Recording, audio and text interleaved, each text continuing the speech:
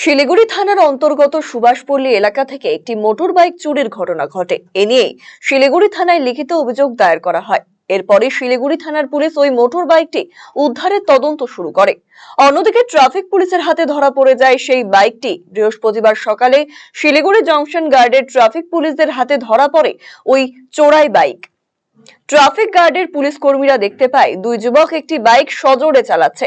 এরপর traffic police motor বাইকটি থামায় এবং তাদের কাছে কাগজপত্র দেখতে চান, কিন্তু তারা কোনো নথি দেখাতে না পারায় আটক করা হয় বাইক। সুযোগ বুঝে ওই দুই যুবক পালিয়ে যায়। এরপর জানা যায় এই মোটর বাইকটি গতকাল চুরি হয়েছিল। শিলিগুড়ি থানার পুলিশের হাতে তুলে দেওয়া হয়েছে ওই মোটর বাইকটি। প্রকৃত মালিকের হাতে আইন অনুযায়ী তুলে দেওয়ার ব্যবস্থা করবে শিলিগুড়ি থানা।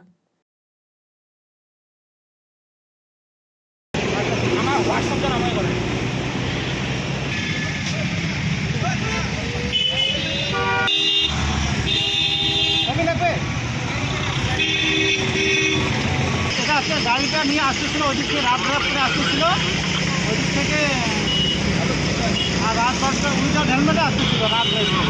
তখন আমরা এটাকে দেখি, ফলো করি দূর থেকে। আমাদের সাহেব টিভি স্যার দেখেন, দেখার পরে আমাদেরকে বলেন যে এটা ধরতে হবে। তখন আমরা আমার যে সহকর্মী সিভিক দুজন মিলে ধরি। ধরার পরে গাড়িটিকে আটকানো হয়। আটকানোর পরে তারপর যখনই আটকানোর পরে লাইসেন্স পাই, কেন হেলমেট ছাড়া আসতেছে, তখন গাড়িটা রাইখে ওরা ভাইগে যায়। হ্যাঁ, তারপরে আমরা ওই গাড়ির নাম্বারে সার্চ করে ওই মালিকের নাম্বার বের করি। বের করার পরে ফোন করে জানা যায় যে গাড়িটা 2 দিন আগে চুরি হয়েছে। আচ্ছা, এটা কবে ধরেছেন আপনারা? আজকে আমরা সকালবেলা ধরছি। আজকে সকালবেলা, তাও কটা নাগাদ? 10টা নাগাদ।